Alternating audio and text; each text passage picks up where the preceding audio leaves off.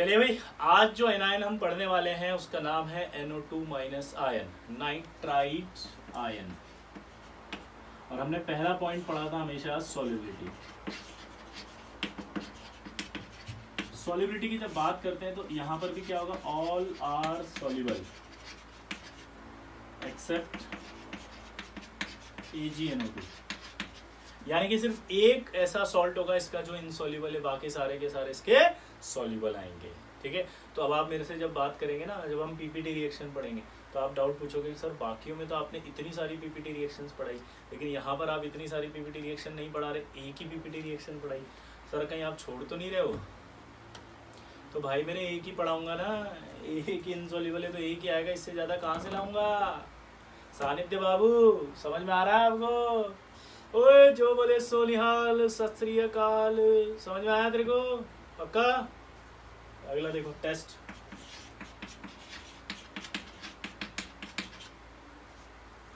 Test with AgNO3। हम AgNO3 ले सकते हैं क्योंकि ये सॉल्युबल होता है। तो जब AgNO3 डालेंगे हम किसमें, NO2 माइनस में, तो आपके व्हाइट प्रेसिपिटेट ऑफ AgNO2 बन जाएगा। क्या बनेगा? White precipitate of AgNO2। और ये व्हाइट पीपीटी याद है सिल्वर का है, तो मैंने आपको बताया था ये सिल्वर के जितने भी होते हैं soluble in dilute HNO3 and ammonia solution, soluble in dilute HNO3 and ammonia solution. ओए चक द फट्टे सहजप्रीत सिंह, ओए समझ में आ रहा है तेरे को? पक्का? चलो, तो ये आपका test with AgNO3 test based on PPT हो गया। ठीक है, दूसरा टेस्ट बेस्ड ऑन रेडॉक्स।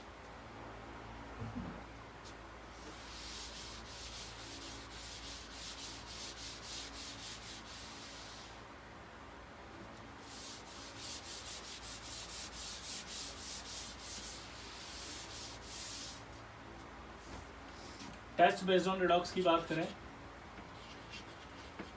तो देखो ये NO2 माइनस है, ये NO2 माइनस जो है वो NO3 माइनस में भी जा सकता है। अगर कोई ऑक्सीडाइजिंग एजेंट आ जाए तो इसको कहाँ ले जाएगा वो, NO3 माइनस में। यानी कि ये क्या हुआ, ऑक्सीडाइज, तो इसने दूसरे को क्या किया होगा, रिड्यूस। तो पहली रिएक्शन पढ़ रहे हैं हम बेस्ड ऑन रिड्यूसिंग प्रॉपर्टी। इस पर पढ़ रहे हैं हम बेस्ड ऑन रिड्यूसिंग प्रॉपर्टी, यानी कि ये दूसरे को रिड्यूस करेगा और खुद ऑक्सीडाइज्ड हो जाएगा। ये दूसरे को क्या करेगा, रिड्यूस, और खुद क्या हो जाएगा, ऑक्सीडाइज। ये सारी रिएक्शन हमने पढ़ी हुई है कि अगर MnO4 माइनस लें और NO2 माइनस उसमें डाल दें तो ये Mn+2 प्लस NO3 में आ जाएगा। ठीक है, कलर चेंज बताओ क्या था? पूनिया, अब की बार लापरवाही की ना तो पिट जाएगा, तू सोच लेना इसी कंप्यूटर के अंदर से आके निकल के वर्चुअली पिटाई लगा दूंगा तेरी। फटाफट बोल। ये आपका पर्पल कलर से क्या हो गया, कलरलेस। ठीक है, क्या हो गया, पर्पल से कलरलेस, लाइट पिंक।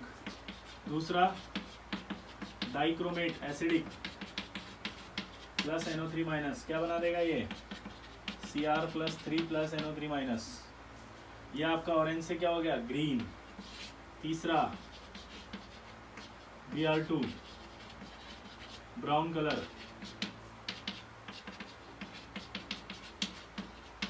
ये NO2 माइनस से रिएक्ट करेगा, ये 2 है बेटा, तो क्या बना देगा ये, Br minus NO3 minus. Observation याद है, ब्राउन कलर से कलरलेस हो गया था। ठीक है, Fe+3 जो येलो सॉल्यूशन था वो, और एक IO3 माइनस वो, उन दोनों से ये टेस्ट नहीं करता क्योंकि इसका इलेक्ट्रोड पोटेंशियल रेडॉक्स करने के लिए अलाउ नहीं करता है।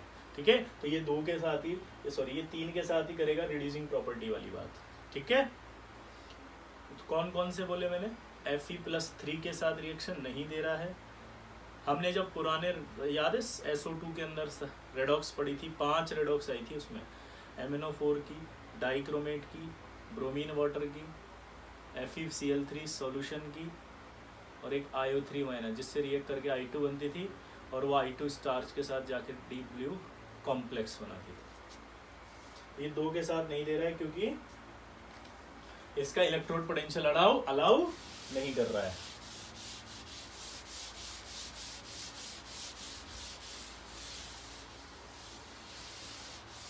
अब आइए फिर से रिडॉक्स।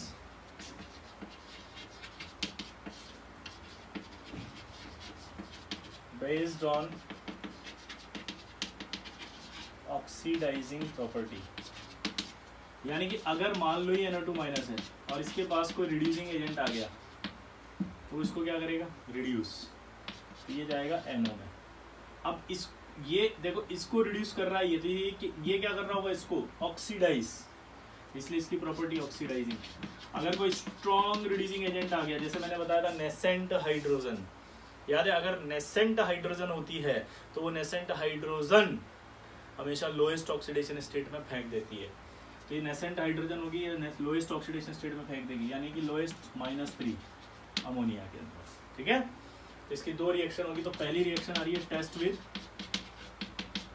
KI का मतलब हो गया I- एक रिड्यूसिंग एजेंट है, तो मैंने कहा था रिड्यूसिंग एजेंट है तो वो इसको NO में लेके जाएगा। देखो इसके कंपेयर में ये भी स्ट्रॉन्ग है, ये भी स्ट्रॉन्ग है, लेकिन ये सबसे स्ट्रॉन्ग है I-, तो ये इसको NO में ले जा रहा है। लेकिन अगर यहीं पर आपने दूसरी रिएक्शन पढ़ी थी टेस्ट विद डेवार्डा अलोय,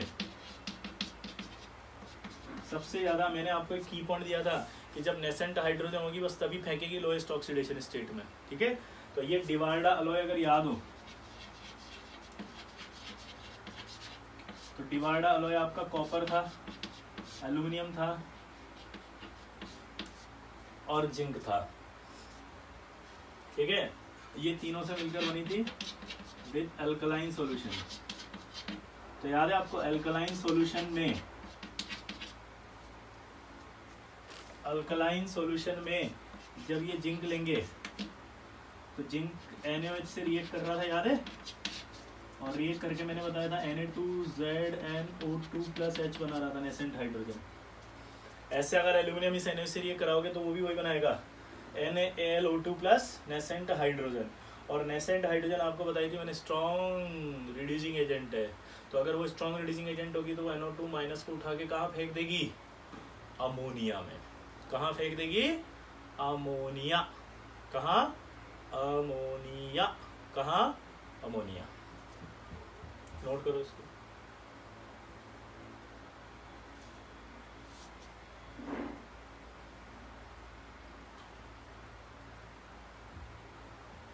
क्लियर?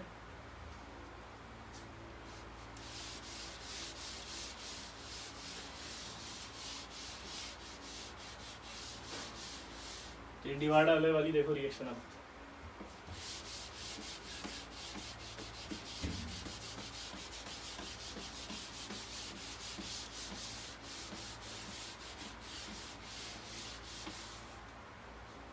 ठीक है, देखना जरा।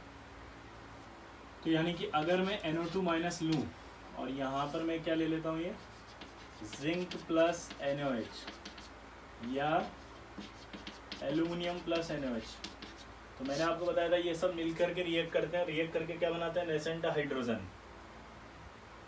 ठीक है, नेसेंट हाइड्रोजन अगर बनेगी तो वो इसको उठा के कहाँ फेंक देगी, लोएस्ट ऑक्सीडेशन स्टेट में, लोएस्ट ऑक्सीडेशन स्टेट वाली अमोनिया। अब जो अमोनिया होती है ना उसकी ऑब्जर्वेशंस भी आपको पता होनी चाहिए। अमोनिया पंजेंट स्मेल होती है, कैसी होती है, पंजेंट स्मेल। दूसरा, अमोनिया एक बेसिक गैस है, बेसिक गैस मतलब रेड लिटमस को ब्लू करेगी। ठीक है, तीसरा इसके कुछ ऑब्जर्वेशंस हैं वो मैं आपको बता देता हूँ।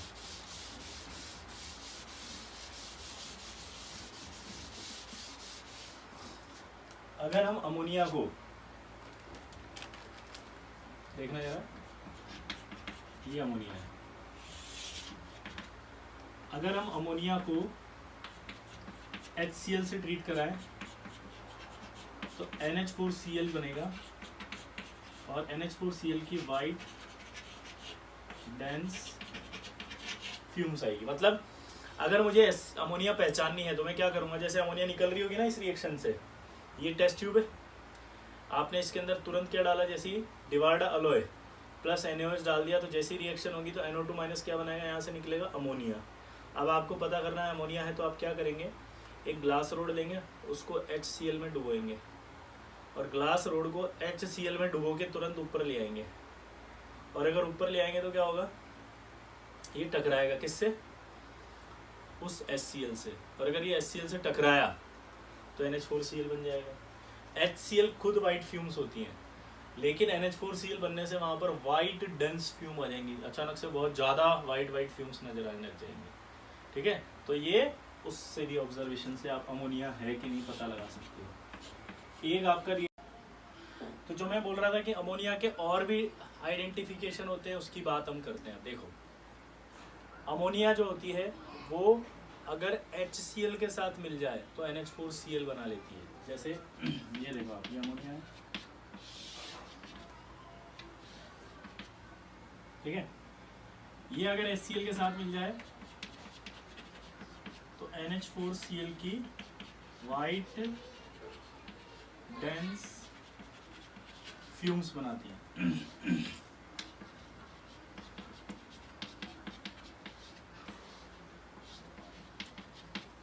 इसको बोलते हैं नेस्लर्स रिएजेंट।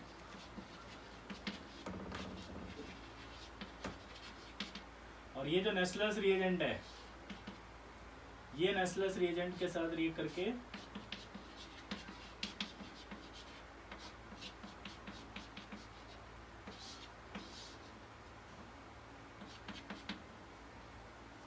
ये बनाता oxy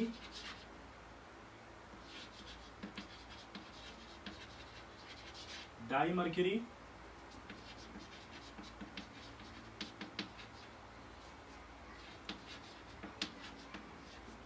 amino iodide, brown PPT. Oxy, ये रहा ऑक्सी, देखो इधर, ये ऑक्सी हो गया, ये डाइमर्करी हो गया, अमीनो आयोडाइड, दोबारा बोलो, oxy dimercury amino iodide, brown PPT, Nessler's reagent के साथ। नेस्लर्स रिएजेंट जो होता है वो K2HgI4, अगर सिर्फ अकेला लिखा हो तो नहीं होगा, उसके साथ यहाँ मीडियम क्या लिखा होगा, OH-। तो अगर ये मीडियम OH- लिखा हो तभी आपके क्या होगा, ये नेस्लर्स रिएजेंट, तभी क्या कहेंगे इसको, नेस्लर्स रिएजेंट। ठीक है, तो नेस्लर्स रिएजेंट के अंदर पास करे अगर अमोनिया को तो क्या बनाएगा वो, ब्राउन पीपीटी। कॉपर सल्फेट के अंदर अगर पास करें तो बनाएगा ये डीप ब्लू सॉल्यूशन। और इस कॉम्प्लेक्स का एक खास नाम होता है स्वेडिजर सॉल्ट। इस कॉम्प्लेक्स का नाम क्या है, स्वेडिजर सॉल्ट।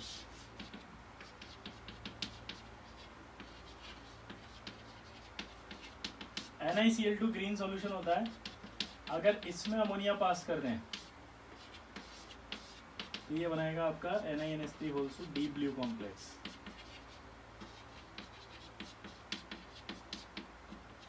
क्या बनाएगा ये, डीप ब्लू कॉम्प्लेक्स। अब दोबारा से समझो, अमोनिया, अब मान लो जैसे आपका ये NO2- है, ये NO2- और इसके अंदर अपन ने क्या ऐड किया, डिवार्डा अलोय, और फिर डाल दिया एल्कलाइन मीडियम। तो Devarda alloy react with alkaline medium, nascent hydrogen produce करेगी। वो जो नेसेंट हाइड्रोजन बाहर निकलेगी, वो नेसेंट हाइड्रोजन इस NO2- को अमोनिया में कन्वर्ट कर देगी। तो यहाँ से अमोनिया बाहर निकल रही है।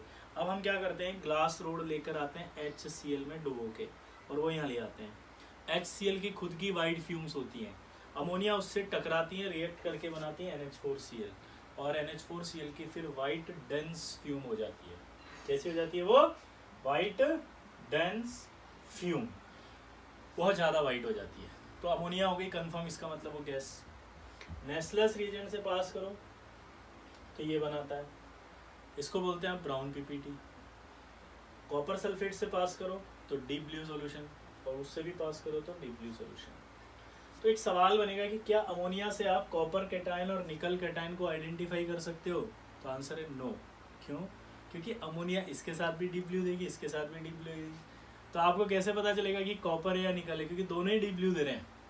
तो अमोनिया से निकल और कॉपर को आइडेंटिफाई नहीं किया जा सकता। तो ये हो गई आपकी रेडॉक्स रिएक्शन।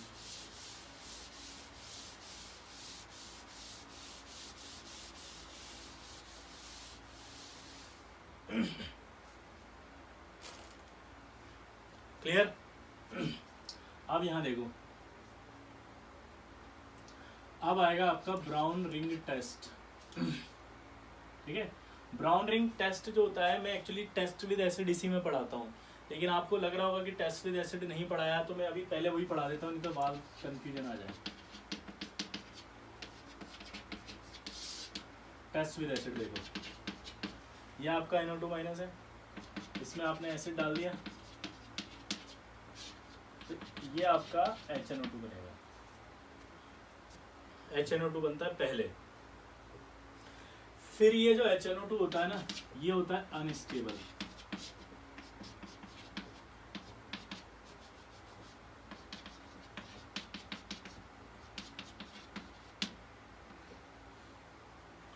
ये NO और HNO3 में टूट जाता है। अब देखो, अब ये डिस्प्रोपोर्शनेट हुआ कि नहीं हुआ?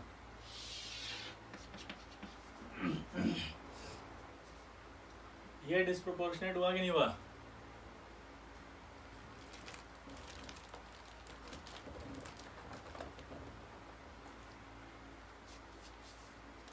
ये डिस्प्रोपोर्शनेट हुआ कि नहीं हुआ?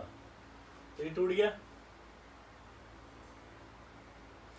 ये जो NO होता है, फिर ये एयर के कांटेक्ट में आता है,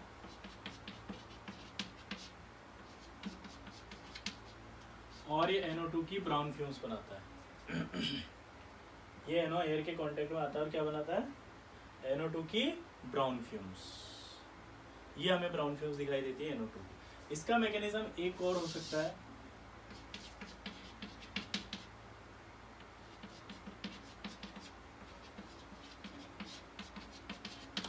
ये HNO2 बना, ये HNO2 टूट करके N2O3 प्लस H2 में जाता है, और ये N2O3 टूटता है NO और NO2 में, और ये NO फिर हाफ O2 से रिएक्ट करके NO2 की ब्राउन फ्यूम्स देता है। अब यहाँ पर ध्यान सुनना, इससे रिएक्ट करा ये बना, ये अनस्टेबल होता है, इसलिए टूट गया NO प्लस HNO3 में, यानी कि डिस्प्रोपोर्शनेट हो गया ये। पहला डाउट आएगा कि ये टूटता क्यों है या अनस्टेबल क्यों है। तो हमने आपको हाइड्रोलिसिस में भी बताया था कि अनस्टेबल होता है, और वहां पर भी बताया था कि इलेक्ट्रोड पोटेंशियल से चेक करते हैं किसी भी आयन, एटम या मॉलिक्यूल की स्टेबिलिटी पानी में। किससे करते हैं? बोलो, किससे करते हैं? Electrode potential. तो इलेक्ट्रोड पोटेंशियल सफिशिएंट नहीं होता, इसलिए टूट जाता है। तो ये NO में टूटेगा और NO के कांटेक्ट में आके NO2 बनाएगी। तो ये एक मैकेनिज्म हो गया। दूसरा मैकेनिज्म ये होता है कि जब इससे रिएक्ट करेगा तो HNO2 बनेगा। ये HNO2 पहले टूटता है N2O3 में, दोनों एक ही बात है। N2O3 होता है NO प्लस NO2 की ब्राउन फ्यूम्स निकलती है, वो थोड़ी देर बाद डेंस हो जाती है। NO2 की जो ब्राउन फ्यूम्स होती हैं वो थोड़ी देर बाद क्या होती है? डेंस हो जाती है।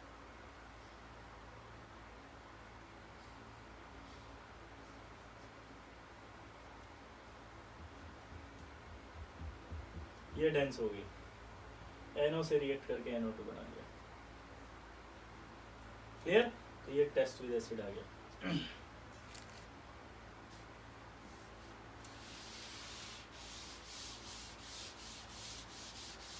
अब इस टेस्ट विद एसिड के अंदर एक खास बात और होती है कि जब आप इसमें डाइल्यूट H2SO4 डालोगे तो HNO2 बनेगा, तो इनिशियली पेल ब्लू लिक्विड दिखाई देता है। इसको बोलते हैं ट्रांजिएंट पेल ब्लू। ट्रांजिएंट का मतलब थोड़े समय के लिए। ट्रांजिएंट पेल ब्लू लिक्विड दिखता है due to presence of HNO2 या N2O3, due to presence of HNO2 या N2O3, जो कि बाद में फिर ब्राउन फ्यूम्स निकलने लग जाते हैं। ठीक है, अब अगला जो टेस्ट इसका वो है इंपॉर्टेंट, ब्राउन रिंग टेस्ट।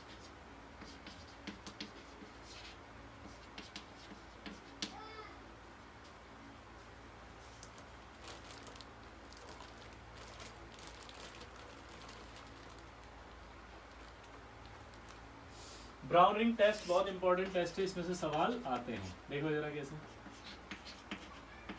ये NO2 माइनस है,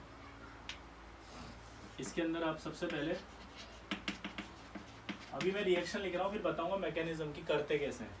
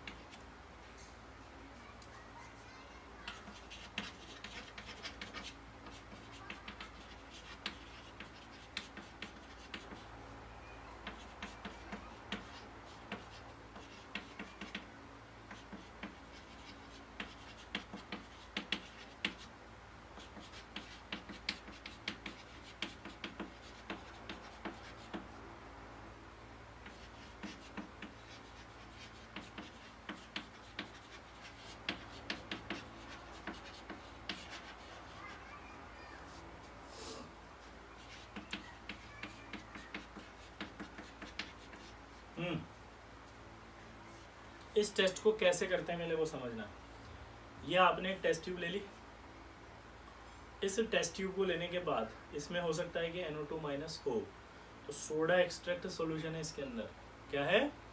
सोडा एक्सट्रैक्ट सॉल्यूशन, जिसमें हो सकता है कि NO2 माइनस हो। क्लियर? ओए सहजप्रीत सिंह, ओए चक दे फट्टे देख। तो इसके अंदर हमने क्या डाल दिया? सबसे पहले फ्रेशली प्रिपेयर्ड FeSO4 डाला। ये फ्रेशली प्रिपेयर्ड FeSO4 अंदर गया और अंदर जाने के बाद वो पड़ा हुआ है।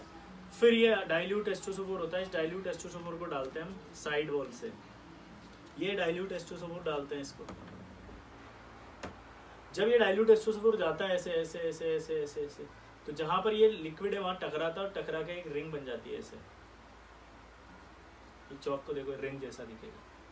ये रिंग बन रही है, इसका मतलब अंदर NO2 माइनस था। इसी रिंग को कहते हैं ब्राउन रिंग कॉम्प्लेक्स। और इस रिंग का फॉर्मूला होता है ये FeH2O5NO सल्फेट। इसी का फॉर्मूला है ये FeH2O5NO सल्फेट। कोऑर्डिनेशन में इसके बारे में सारी कहानी बताई थी, याद हो तो।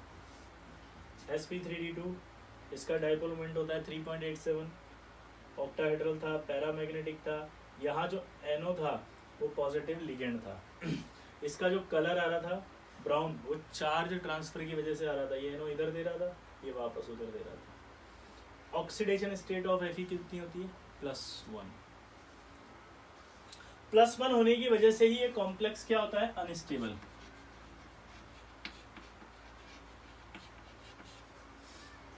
यानी कि अगर देखो आप, जैसे ये टेस्ट ट्यूब है और ये अपना हाथ है, अगर मैं हाथ को गर्म कर लूँ अपना, जितना मैं सहन कर सकता हूँ उतनी हीट, और उस गर्म हाथ से फिर मैं इस टेस्ट ट्यूब को ऐसे पकड़ लूँ, तो ये रिंग टूट जाएगी।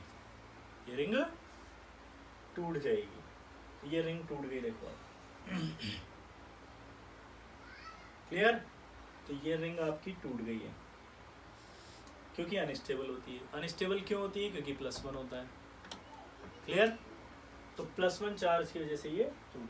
अब सवाल ये आता है पहला कि आपने फ्रेशली प्रिपेयर्ड क्यों लिया? तो सुनो, फ्रेशली प्रिपेयर्ड FeSO4 इसलिए लिया क्योंकि FeSO4 की एक प्रॉपर्टी है कि FeSO4 is a good absorber of NO। ये NO को एब्जॉर्ब करता है और ये कंपाउंड बनाता है। इसको ऐसे लिखो या ऐसे लिखो, एक ही बात है, ब्राउन कलर। तो यानी ब्राउन रिंग कॉम्प्लेक्स बनाने के लिए FeSO4 होना जरूरी है। FeSO4 ही इस NO को एब्जॉर्ब कर लेगा, जिससे ब्राउन रिंग बनेगी। अगर आपने फ्रेशली नहीं लिया, यानी कि पुराना लिया जो पहले से पड़ा था, तो उस पुराने वाले के साथ एक प्रॉब्लम है कि वो पुराना FeSO4 यानी FeSO4 में Fe+2 में है, और Fe+2 ऑक्सीडाइज हो जाता है एटमॉस्फेयर में Fe+3 में। यानी कि अगर पुराना फेरस सल्फेट लोगे आप FeSO4, तो FeSO4 नहीं होगा, वो क्या होगा? Fe2SO4 होल थ्राइस हो चुका होगा, वो फेरिक सल्फेट हो चुका होगा रे। और अगर वो फेरिक सल्फेट हो गया तो वो किसी से रिएक्ट नहीं करेगा फिर। ठीक है? तो फिर वो एब्जॉर्ब नहीं करेगा और यहाँ सवाल नहीं होगा, या ब्राउन रिंग कॉम्प्लेक्स नहीं बनेगा। क्लियर? ओए चक दे फट्टे सहजप्रीत सिंह, ओए समझ में आ रहा है तेरे को? ओए पापा, ए पापा, समझ में आया तेरे को? पापा पापा, समझ रहे? चलो अगला देखो। फिर अगला सवाल है कि डाइल्यूट H2SO4 को आपने ऐसे side wall of the test tube से क्यों डाला धीरे धीरे? इसको एग्जांपल से समझते हैं।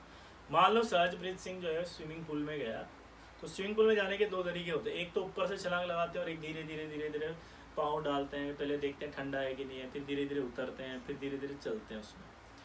तो एक केस जिसमें वो धीरे धीरे पानी से टकरा रहा है, और एक जिसमें वो उछल के जा रहा है।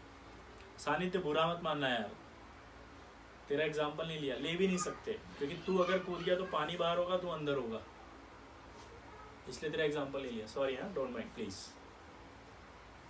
तो सहजप्रीत सिंह जब धीरे धीरे पानी से टकराया, तो वहां जो टकराने से एनर्जी रिलीज होगी वो कम होगी। और अगर सहजप्रीत सिंह ऊपर से छलांग मारता है, तो पानी से जो टकराया वो एनर्जी ज़्यादा होगी। तो अगर एनर्जी ज़्यादा रिलीज हो गई तो ये टूट जाएगा ना, अनस्टेबल होता है। अभी बताया था मैंने, थोड़ी सी भी हीट अगर दे दें इसको तो टूट जाएगा। इसका मतलब क्या निकला? इसका मतलब ये निकला कि ये नहीं बनेगा। तो अगर आपने ऊपर से H2SO4 डाल दिया ऐसे, तो ये सरप्रीत सिंह H2SO4 बन गया। ऊपर से जा रहा है H2SO4 तो छलांग मारा, यानी कि छप से उस सॉल्यूशन से टकराएगा। वहाँ जो एनर्जी रिलीज होगी वो फिर इसको तोड़ देगी और फिर ब्राउन रिंग नहीं बनेगी। ठीक है, शायद ब्राउन कलरेशन आना शुरू हो जाएगा। ठीक है ना। और अगर आपने धीरे धीरे डाला इसको तो क्या बनेगा? Brown ring. क्या बनेगा? ब्राउन। इसलिए धीरे धीरे side wall of the test tube से डालते हैं।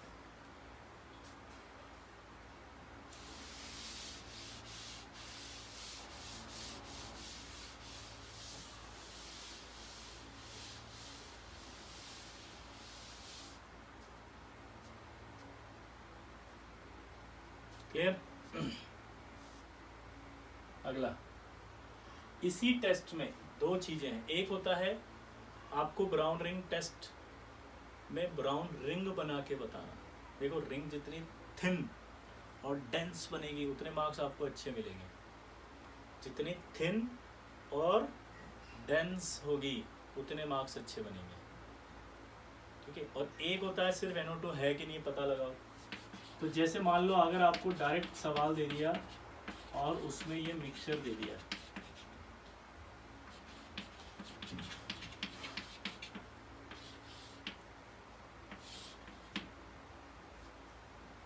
मतलब आपसे क्या कहा है? मिक्सचर। ये देखो, अब ये सॉल्ट है और मेरे को कहा है सॉल्ट के अंदर नाइट्राइट है कि नहीं, ये बताओ। तो इसमें एक प्रॉब्लम है, इसमें बेरियम, स्ट्रांशियम और लेड है। जबकि अगर सोडा एक्सट्रैक्ट सॉल्यूशन देते तो कैटायन नहीं होते हैं। सोडा एक्सट्रैक्ट सॉल्यूशन में सिर्फ एक ही कैटायन होता है जिसका नाम है सोडियम। सोडा एक्सट्रैक्ट सॉल्यूशन में सिर्फ एक ही कैटायन है जिसका नाम है सोडियम, और वो सॉल्युबल होते हैं सारे। लेकिन अगर आपने ये वाले सॉल्ट ले लिए तो ये प्रॉब्लम करेंगे, H2SO4 से रिएक्ट करके वाइट PPT बना देंगे। और अगर ये वाइट PPT बना देंगे तो अंदर क्या होगा? फिर ब्राउन रिंग नहीं बन पाएगी। तो इसलिए थोड़ा सा टेस्ट को मॉडिफाई करते हैं। ये मिक्सचर से है टेस्ट। मिक्सचर से टेस्ट करने में पहले डाइल्यूट H2SO4 डाल देंगे, जबकि पहले FeSO4 डाला था सोडा एक्सट्रैक्ट सॉल्यूशन में।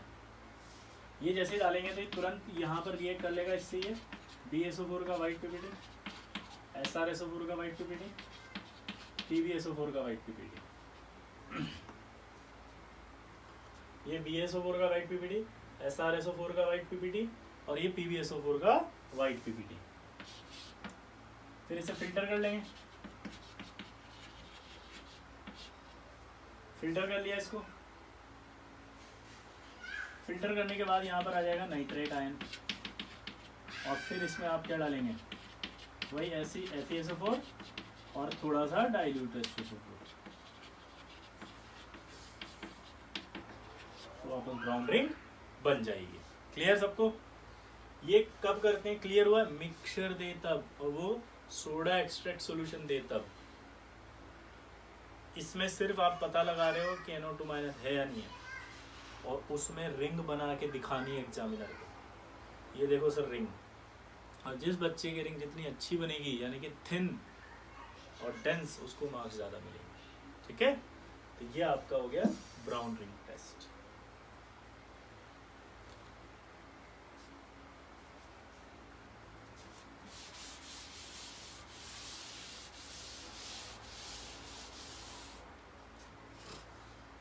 क्लियर? अब ब्राउन रिंग टेस्ट के बाद एक ऑर्गेनिक का टेस्ट है जिसका नाम है ग्रिस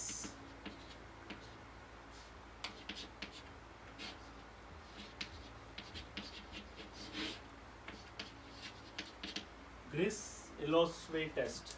तो पहला सवाल तो यही पूछेगा ग्रिस इलोस्वेट टेस्ट कौन देता है, तो आंसर दोगे आप NO2-। और कैसे देता है वो मैं बताता हूँ।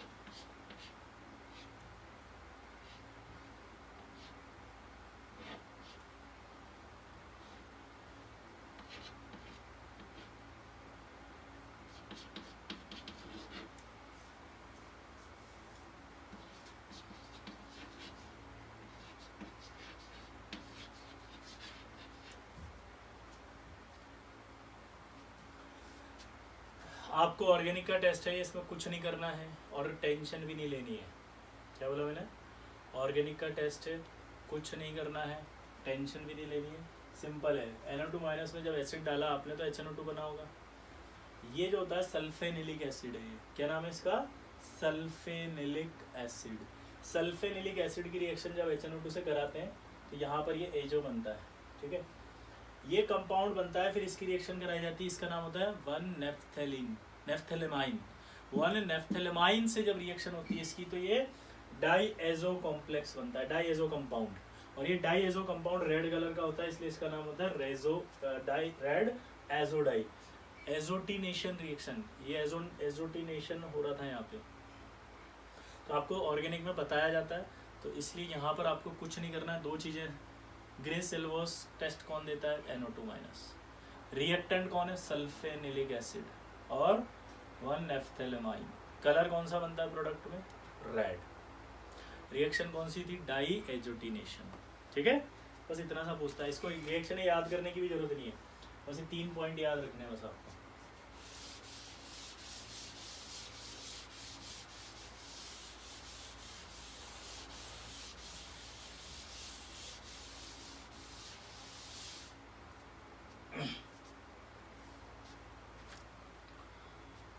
तो ये वाली रिएक्शन आपकी इंपॉर्टेंट थी, होगी। अगली रिएक्शन देखना। अगली जो रिएक्शन आती है वो आती है ऑर्गेनिक की ही। टेस्ट है बेस्ड ऑन HNO2। किस पर बेस्ड है ये टेस्ट? HNO2 पर। ये HNO2 को हम ऐसे भी लिख सकते हैं, देखो मैं यहाँ पर चाहूँ तो ये टेस्ट ना पढ़ाऊँ, हमारे टेस्ट खत्म हो गए, लेकिन ये जरूरी होते हैं क्योंकि पैराग्राफ जब बनते हैं ना तो उन पैराग्राफ में ये हिंट के तौर पर दिए जाते हैं, और अगर ये हिंट के तौर पर दिए जाएंगे तो फिर आपको हिंट पकड़ने में आसानी रहेगी, इसलिए ये पढ़ा रहे हैं। जैसे पहला टेस्ट है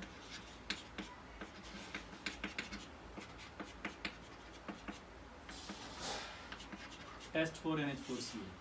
NH4Cl और NaNO2 क्रिस्टल जो हैं, अगर इनको हीट करें तो आपके N2 गैस निकलती है। इसको अगर हीट कर दें तो कौन सी गैस निकलती है? N2। कौन सी गैस निकलती है? N2, nitrogen. अच्छा एक की पॉइंट देता हूँ, जितनी रिएक्शनें पढ़ रहे हो सब प्रिपरेशन ऑफ नाइट्रोजन गैस है। क्या? जितना भी आप पढ़ रहे हो ये सब प्रिपरेशन ऑफ नाइट्रोजन गैस है। क्या बोला मैंने?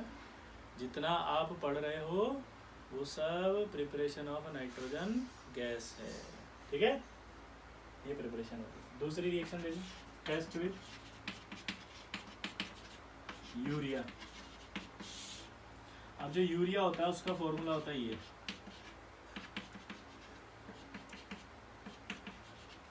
अब इस HNO2 को इस पर बिठाना है आपको।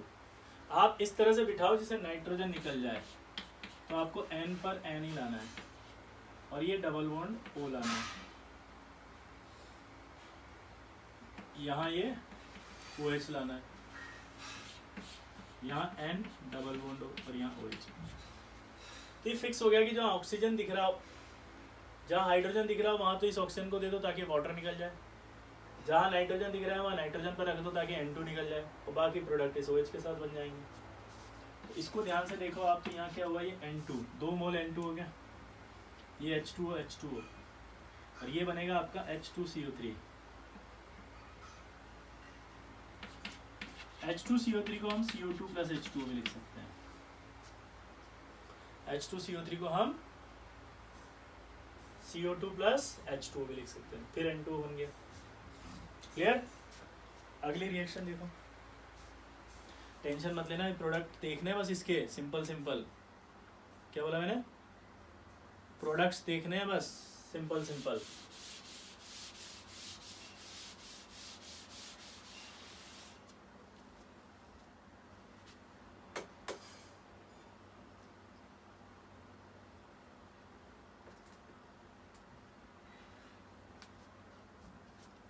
ठीक है, अब देखो अगला।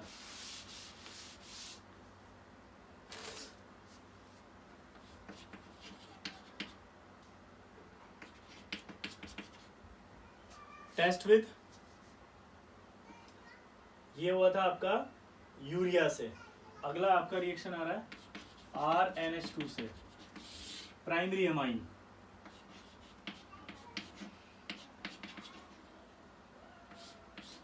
यहाँ NOH, आप देखो क्या बनाइए, ROH, ये तो ROH हो गया, ये N2 हो गया और ये H2 हो गया। इसमें फिर डालते हैं अपन सेरिक अमोनियम नाइट्रेट।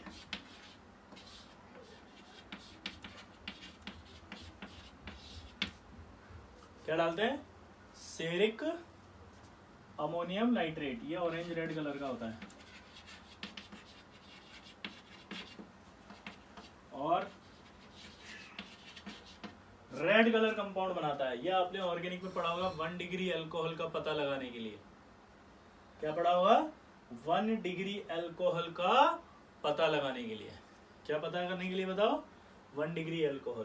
ठीक, ये इंपॉर्टेंट रिएक्शन है। इसमें एक सवाल आया था ओलंपियाड में कि coordination number of cerium +4 in ceric ammonium nitrate. क्या पूछा आपसे, बताओ जल्दी इसने, कि सेरिक अमोनियम नाइट्रेट में सानिध्य पापा सीरियम +4 का कोऑर्डिनेशन नंबर बताओ। चलो सोचो, आंसर बताओ। आंसर 12।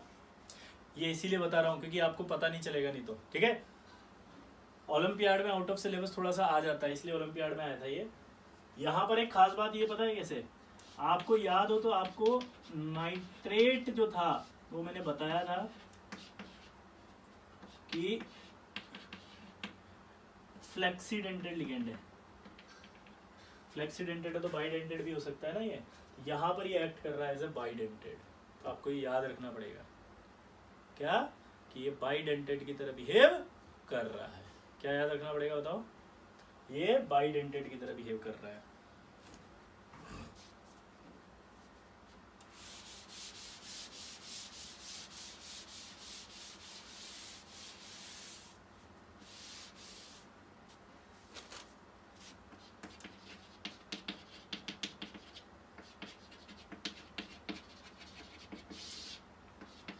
थायोयूरिया क्या होता है? CSNH2।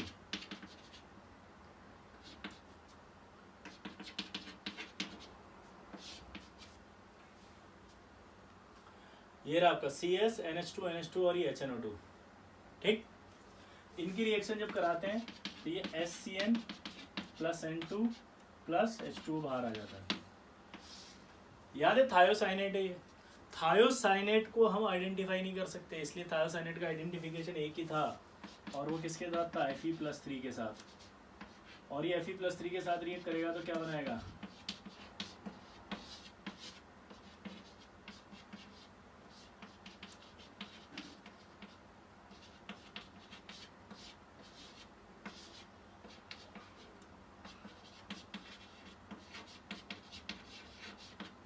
ब्लड रेड कलर, खूनी लाल। याद आया?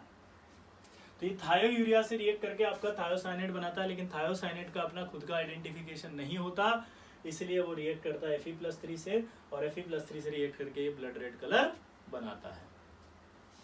नोट है इंपॉर्टेंट कि इस टेस्ट को करते समय आपको पता होना चाहिए कि थायोसाइनेट एब्सेंट होना चाहिए। यहाँ पे पूछोगे, देखो थायोयूरिया है, उसकी रिएक्शन करा इससे, तब जाके बनाना ये, और ये इससे टेस्ट दे रहा है तो खूनी लाल आ रहा है। खूनी लाल देखने से पता लगा कि ये बना होगा और ये बना होगा, तो पता होगा कि ये होगा तभी बना होगा, तो ये है, पता लग गया। लेकिन अगर ये ऑलरेडी प्रेजेंट होता तो फिर कैसे पता चलता? ये तो ये खुद ही दे देता अपना टेस्ट, तो हमें NO2 का टेस्ट नहीं आता ना। तो इसलिए थायोसाइनेट एंड एक और आयोडेट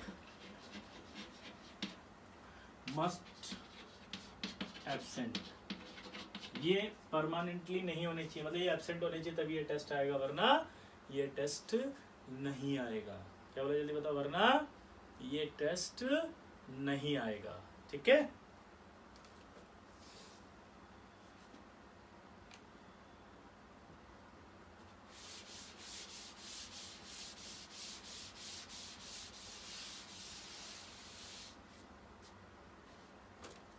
अगला आएगा टेस्ट विथ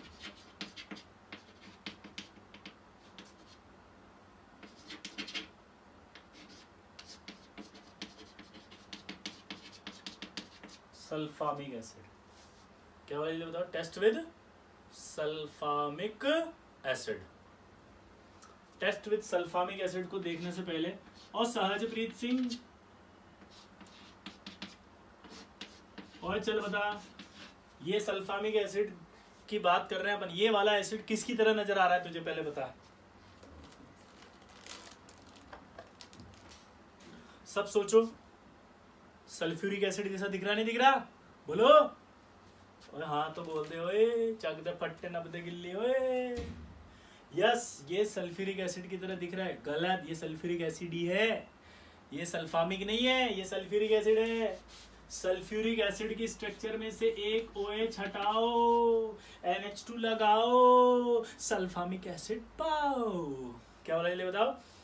एक OH हटाओ, NH2 लगाओ, सल्फामिक एसिड पाओ, और फिर से HNO2 से रिएक्शन कराओ और सल्फ्यूरिक एसिड पाओ।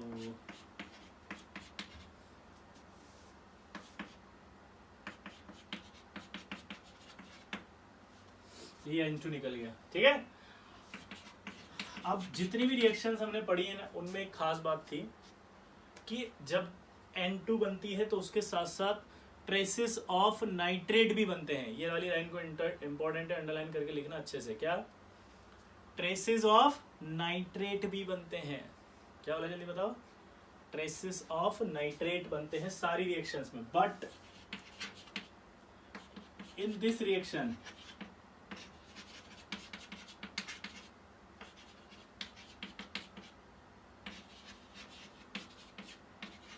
नो नाइट्रेट्स आर फॉर्म, यानी कि इसमें ट्रेसेस ऑफ नाइट्रेट नहीं बनते। दोबारा से बोल रहा हूं, सल्फामिक एसिड से रिएक्शन करवाने पर नाइट्रेट के ट्रेसेस नहीं बनते। बाकी जितनी रिएक्शन कराई ना अभी टेस्ट विद HNO2, उनमें ट्रेसेस ऑफ नाइट्रेट बनते हैं। इसका यूज अभी अगली क्लास में करवाएंगे हम एक रिएक्शन में, ठीक। ये आपका नाइट्राइट खत्म। नाइट्राइट खत्म मतलब सब ग्रुप 1 खत्म। सब ग्रुप 1 खत्म मतलब बहुत बड़ा सॉल्ट का एक पार्ट खत्म। अब जो है वो बहुत छोटे छोटे से हैं। दूसरी बात, आप में से कई बच्चे ऐसे हैं जो बैकलॉग कर रहे हैं, जो रिवाइज नहीं कर रहे, जो साथ साथ सॉल्ट एनालिसिस नहीं कर रहे हैं, ठीक है। तीसरी बात, इसीलिए अब मैं जो अगला टेस्ट आएगा उसमें ओनली सॉल्ट एनालिसिस डालूंगा, टॉट टिल डेट। क्या बोला मैंने? ओनली सॉल्ट एनालिसिस आएगा, टॉट टिल डेट, जहां तक पढ़ा दूंगा वहां तक, और सॉल्ट ही देता रहूंगा जहां तक आपका सॉल्ट कंप्लीट नहीं होता है। तो ये अब आपकी मजबूरी बना लो कि सॉल्ट याद करना है, ठीक है। देखो ये याद कर लोगे अभी तो हो जाएगा, लापरवाही करोगे नहीं होगा, ठीक। चलिए फिर मिलते हैं अगली क्लास में, तब तक के लिए टाटा बाय बाय।